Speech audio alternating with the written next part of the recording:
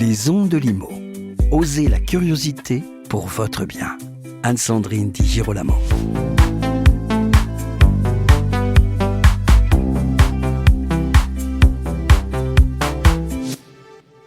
Le marché immobilier français continue de se transformer et en région Hauts-de-France, entre dynamisme urbain, projet et envie de chacun, je pense à l'attachement des gens du Nord pour la maison, les enjeux du crédit immobilier sont multiples.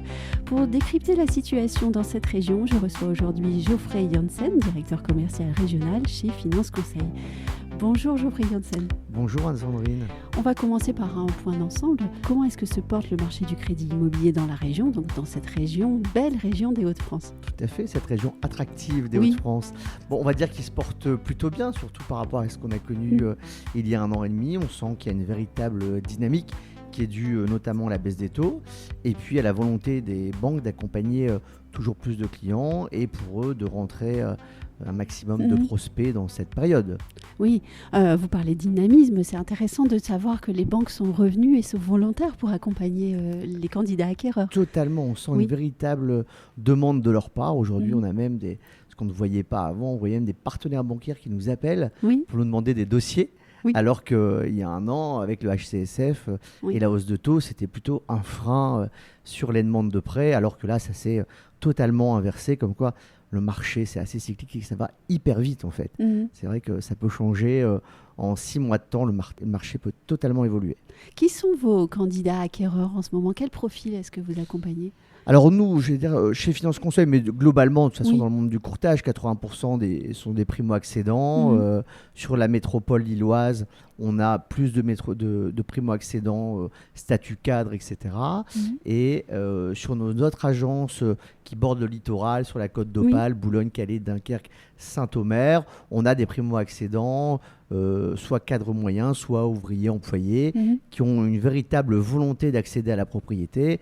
Et l'avantage de nos agences de proximité, c'est de pouvoir les accompagner de manière offensive sur leurs demandes. Ça veut dire quoi ça, de manière offensive? Offensive, c'est de défendre leurs intérêts au mieux auprès de nos partenaires bancaires, puisqu'ils ont une capacité financière qui est restreinte par rapport à un cadre supérieur qui aura les moyens d'apporter de l'apport et d'avoir un budget plus conséquent. Nous, sur ce type de profil, on va encore plus accentuer notre accompagnement pour faire en sorte qu'ils aient des offres en adéquation aussi avec leur situation, qu'elles soient les plus basses du marché possible pour augmenter leur capacité financière et aller chercher bien souvent plutôt une recherche de solutions aussi pour vraiment les accompagner. Bien souvent, ce sont des clients qui ont eu un refus, par exemple, de leur banque. Et notre rôle, c'est d'aller chercher, au-delà des conditions tarifaires, une solution d'accompagnement. Alors, je sens que vous allez pouvoir nous raconter des belles histoires, là. Oui, des histoires, on en a plein. Des belles histoires. C'est vrai qu'on accompagne quand même des projets de vie. On n'achète pas une baguette de pain. Il y a des gens qui sont hyper attachés à l'immobilier et à être primo-accédants et à pouvoir se construire un patrimoine, et si ce n'est un patrimoine, en tout cas évoluer dans l'achat de leur résidence principale. Et oui, on a des belles histoires au quotidien avec des gens, et notamment, et encore je le dis, puisqu'il y a vraiment sur le Nord-Pas-de-Calais, je pense, un peu de monde entre la métropole lilloise et nous, nos agences qui sont vraiment nos agences de Douai ou Valenciennes ou encore de la Côte, où c'est pas du tout la même typologie de clients et on sent qu'on a ils ont un véritable besoin d'accompagnement qu'on opère en les aidant au quotidien, c'est sûr. J'entends ce mot accompagnement.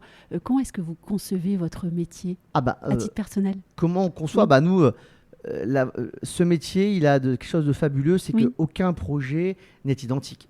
On voit des gens totalement différents et ils ont pourtant un point commun, c'est de rendre possible l'accession à la propriété. Mais par contre, aucun projet n'est identique, l'apport est différent, la composition des familles est différente.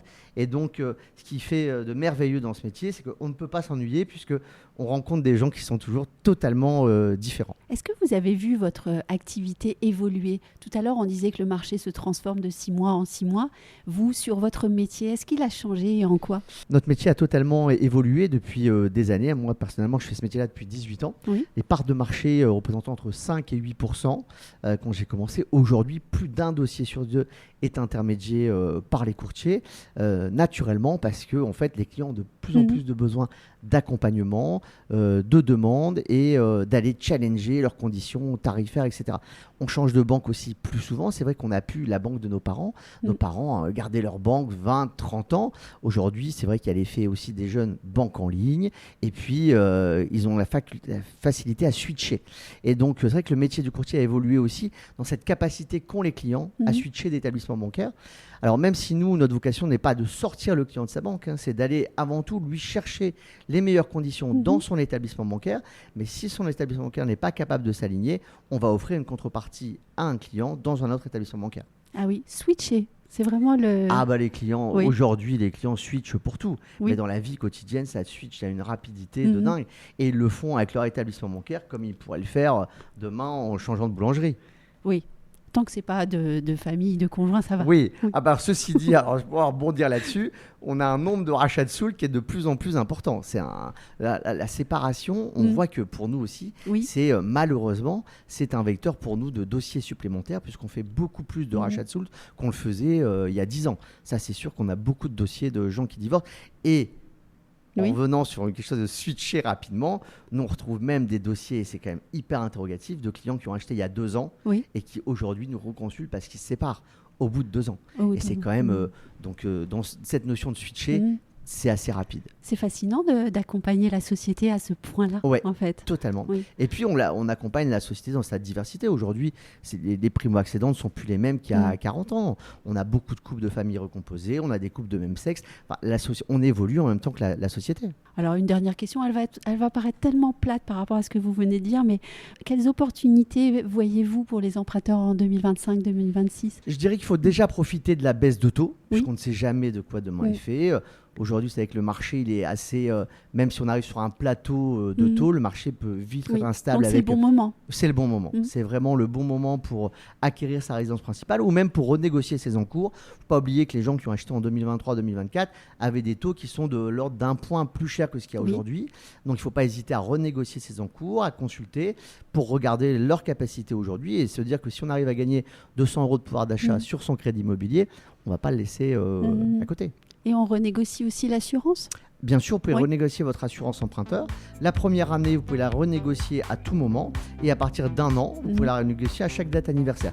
Là aussi, un vrai gain, un vrai pouvoir d'achat sur l'assurance emprunteur. Il ne faut pas hésiter à consulter. Ça prend 2 minutes de faire une simulation d'assurance emprunteur.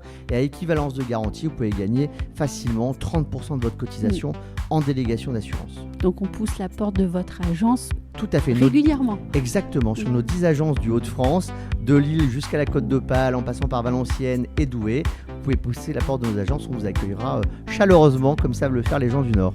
Eh bien, merci beaucoup Geoffrey Janssen pour ces éclairages, non seulement très concrets, mais en plus faits avec le sourire. Donc, c'était vraiment un grand plaisir. Merci à vous.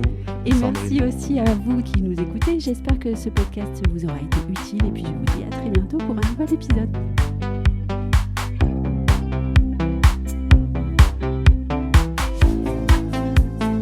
Retrouvez les Ondes de Limo sur ondedelimo.com, les réseaux sociaux et la newsletter.